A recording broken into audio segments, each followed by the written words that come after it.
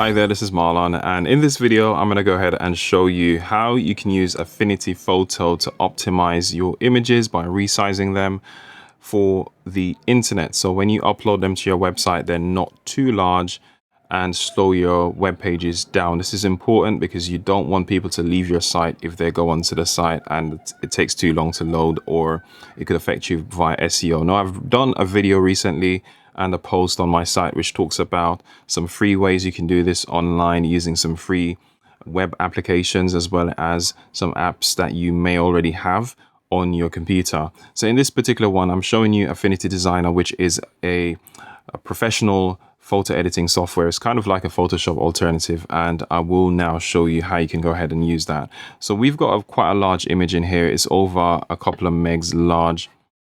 And once you open up the program, basically it's going to be a blank slate, and you can just drag the image in to open it, or go to File and Open and just browse to wherever it is. Now, if you've used any sort of professional photo editing software such as Photoshop or GIMP or anything of that nature, they have very similar tools. So on the left hand side here, you have all the relevant tools.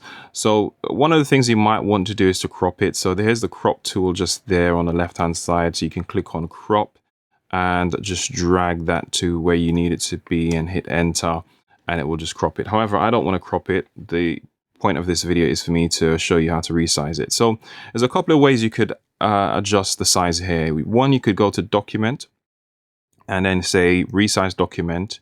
And this just allows you to change the pixels here. You can see this is quite wide at 4,600 pixels by 2,700. And I typically don't go more than say 1,000 pixels wide, because you don't want it to be much wider than what your web page is. And the typical web pages is around say 1,000 or so. It's not going to be 4,000, right?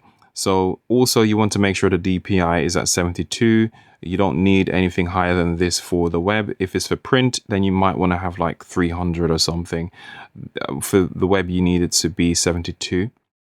And you can say resize there, and it will do that for you there and then. Now, obviously, it's not changed the size because I haven't actually changed the dimensions in the number, in the width and height section there. So what I like to do is go to File and then Export. Basically, this dialog here now gives you so many more options. You can export to different file formats. Generally, you want to keep things as JPEG. It just gives you a better compression and reduced file size versus the quality that you get. If you have a transparent background or a transparent area in your photo, you want to use PNG, otherwise it will not come out transparent. So with JPEG, you can go ahead. You can see it's already saying 1.15 megs, and this is with the quality slider here at 90. If we bump it up, it's going to say something like 400. Actually, sorry, 3 megs there. Now, so you know the starting point is there. That's the file size. What we now need to do is just first of all change the width to, let's say, 1,000 for a full width image. On your page, this is absolutely fine, I find. You can play around with the width if you like and see what you get, but you can go less than this if it's not a full width image. Automatically, it will resize this side as well because the padlock is switched on, and you can see it's just dropped it down to 411. So it's already under 1 meg, and you could use this as it is, but I still like to draw a bit more file size out of it, simply because you want to not have it affect your web page as much as possible.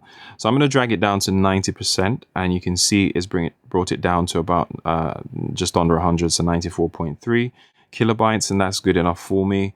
And then I'm going to go ahead and just say export, and it will ask me where I would like to save it, and I'll just say wherever. I'm not going to do that now, but you know how to save a file, I'm pretty sure.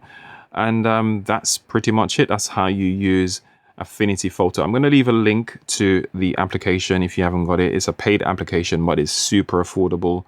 I'll leave a link where you can grab it. They have a whole suite of design applications that replaces things like Illustrator and Photoshop and so on, right? So do check it out, and hopefully you will like what you see.